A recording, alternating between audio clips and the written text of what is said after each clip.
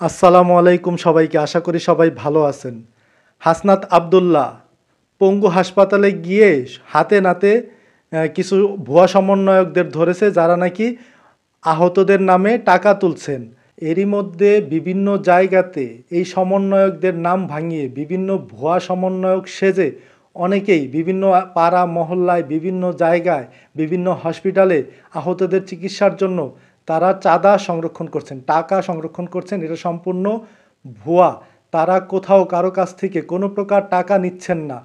হাসপাতালে যতগুলো রোগী আছে আহত, এই আন্দোলনে যারা আহত হয়েছেন সমস্ত আহত রোগীদেরকে চিকিৎসা খরচ বহন করবেন সরকার।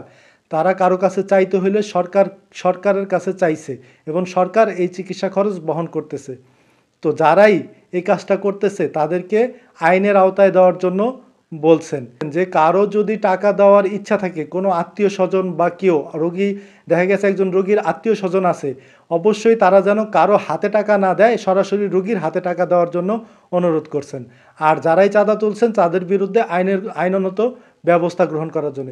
অবশ্যই এটা একটা ভালো সিদ্ধান্ত, খুব সুন্দর। তারা যদি সমন্বয়করা যদি এই আহতদের চিকিৎসার জন্য টাকা তুলতেন তাহলে একটা বিশৃঙ্খলা হতো। বিশৃঙ্খলাটা কি, বিভিন্ন জায়গায় বিভিন্ন ভুয়া সংগঠনরা তাহলে এই চাঁদাবাজি শুরু করে দিত। তো এই জন্য তাদেরকে ধন্যবাদ জানাই যে তারা এটা করছেন না, সম্পূর্ণ সরকারের উপরে দিয়ে দিয়েছেন।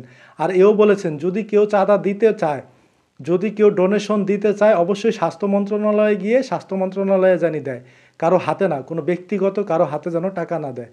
তো ভালো থাকবেন সবাই। আসসালামু আলাইকুম।